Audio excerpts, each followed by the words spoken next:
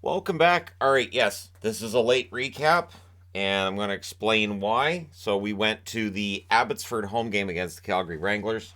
My voice is a little bit hoarse. I spent a lot of time talking to my friend Kimber, so that was fun. Talking a little bit louder than normal, so voice a little bit hoarse after that. But it was an enjoyable game. It was a fast game. It feels like the Vancouver Canucks, both the NHL and the AHL level, are pushing a more up-tempo pace, sort of along the same lines as the Islanders. Not a lot of whistles, although lots of penalties in that game. It got kind of dicey towards the end of it. So I'm going back on Friday to watch Calgary and Abbotsford play again. And based on what I saw tonight, there might be a fight or two that's going on.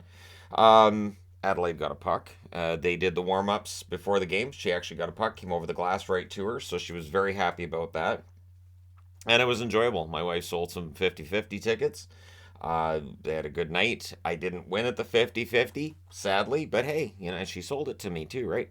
But yeah, it was a good game. Seelovs ended up coming out with the shutout. I wasn't really worried about the shutout. In fact, I was openly talking about the shutout in the last 5 minutes of the game because Calgary wasn't really getting shots. Now, Calgary, of course, had their goaltender up at the NHL level, so it was Dansk tonight. I thought Dansk was okay. But yeah, it was nice to see Seelovs get the shutout, and it was an entertaining game. There were a lot of ref you suck chants at that game, so I wasn't watching the hockey on the TV at that time, but I was living it in live, and no, I didn't join in. I didn't. I actually made a joke about why doesn't anybody ever say thank you, ref? And then Adelaide tried to start the chant. I'm like, don't. People aren't gonna just don't. So there you go. That's what I was doing tonight. Now, also, this pen I actually got from they had the Canucks Autism Network group out tonight, and that was kind of the theme tonight. So that was nice. And again, they actually had a sensory room and all that fun stuff. So yeah, entertaining night tonight, and it's kind of fun to go out to an Abbotsford game. Okay, now getting into tonight's National Hockey League action. The Montreal Canadiens in against the New York Islanders. If the Islanders got a point, they're in the playoffs and Pittsburgh is not. So it's Montembeault versus Sorokin in this one. Good early back and forth. Pollock has a blast that's caught.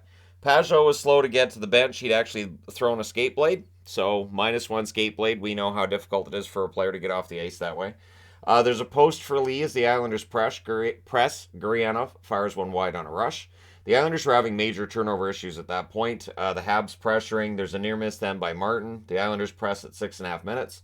Things get pushy on a hold by Montembeault. 7 minutes in, the shots are 3-0 in favor of the New York Islanders.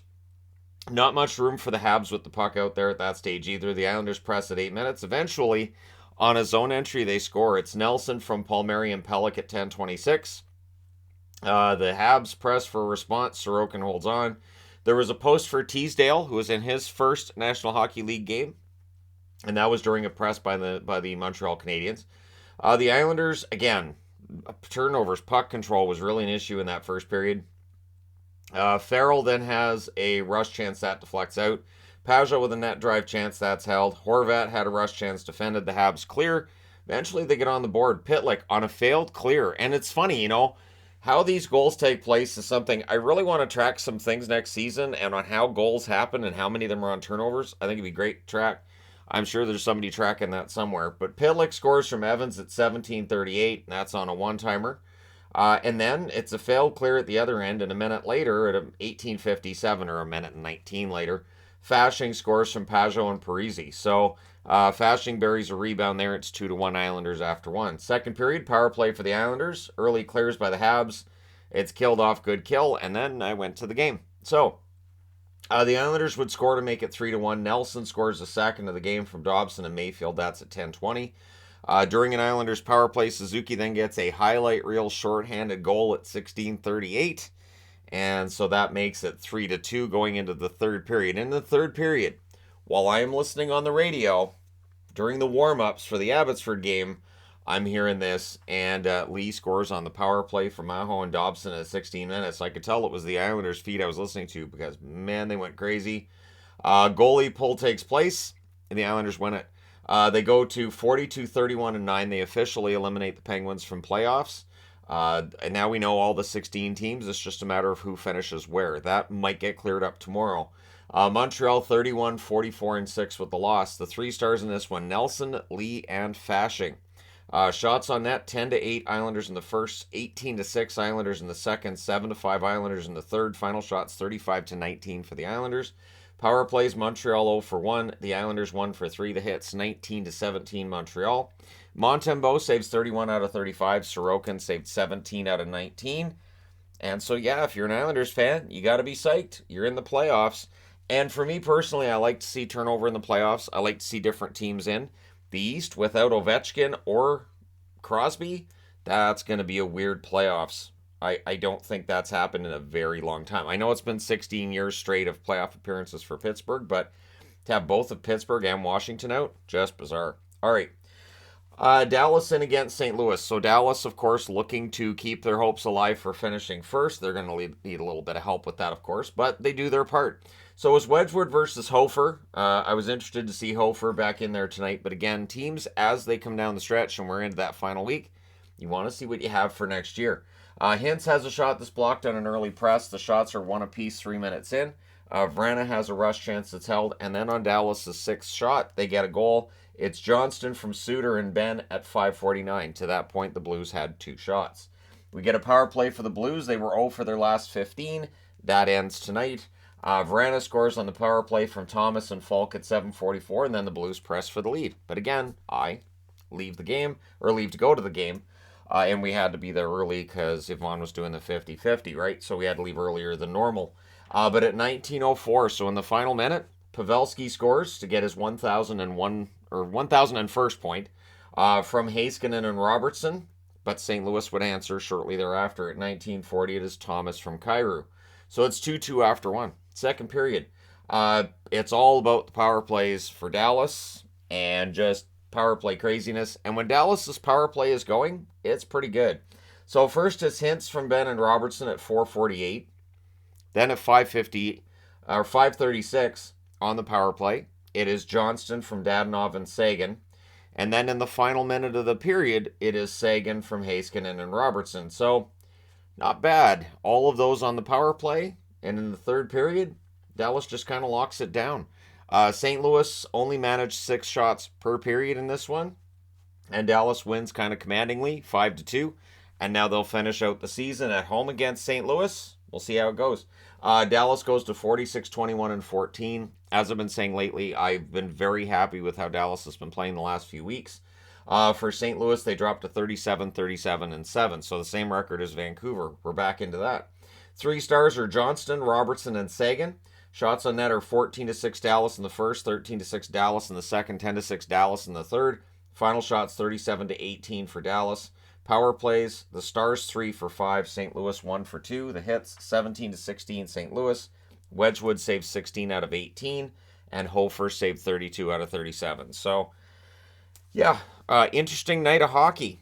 And it finished off with, I thought I was going to see Wolf tonight. And instead he was playing for the Calgary Flames. And as it turns out, he had a decent game. So it's Kakkonen versus Wolf in this one. At 10:26, San Jose would get the first goal of the game. It is Gregor. And Noah Gregor has had a really strong second half to the season, especially the last month. So he's ending the season well. Shimmick with the assist there. So that's the score after the first period. It's 1-0 San Jose, even though the shots favor Calgary. But in the second period, Calgary doesn't let up. Zadorov, who had a monster game tonight, scores from Mangiapane and Backlund. That's at 13:36. So it's a 1-1 tie after 2, even though the shots are double in favor of Calgary over the shots for San Jose. And in the third period, well, they break through, and they had a ton of shots in the third period. Zadorov gets the goal that gets the lead from Uyghur and Kadri. That's at 4:01. San Jose pulls the goaltender, and it is Zadorov that gets the empty netter to complete the hat trick at 19 minutes. I haven't even looked. I don't have to. That's got to be his first career hat trick. So Calgary wins a game that doesn't really matter, but in the end, I mean, it's nice to end on a good note, right? So they go to 38, 27, and 17 with the win. On the San Jose side, they're 22, 43, and 16 with the loss. Still in the hunt for first overall in the draft lottery.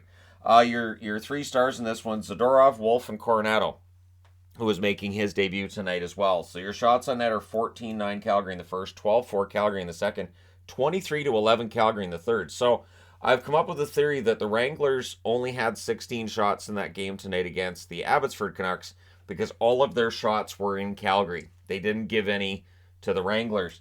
So your final shots are 49-24 in favor of Calgary. Power plays, San Jose 0 for 2. Calgary only had one, didn't score on it. Your hits are 15-14 San Jose. Kakkonen saves 46 out of 48. Wolves save 23 out of 24.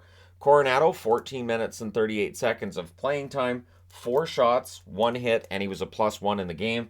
Zadorov, a +3 along with his hat trick. 5 shots on net, 2 hits, and he played 20 minutes and 37 seconds. Zadorov fits in very, very well in Calgary and has since he arrived there. At any rate, there you go. Tomorrow night, of course, I'm here. There's 15 games. It's going to be bonkers. Yeah, I'm hoping tomorrow night goes well. 15 games tomorrow. And remember, on a weeknight, that means it's all at the same time. So on Saturday, yeah, there were 16 games, but they were all spread out. Tomorrow, not so much. So I'm going to be doing my best.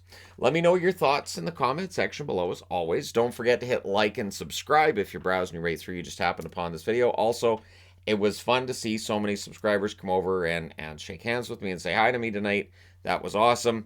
And for anybody who's been messaging, and it's supposed to be raining on Saturday, I've got my fingers crossed that this Saturday the weather won't be that bad. And we'll see. Sometimes when it says showers, it may not be that bad, but we'll see. I'm supposed to have a street hockey game this Saturday, but the weather will be dependent upon whether or not that happens. But thank you guys so much for all your support. It does mean a lot, and I will talk to you again soon.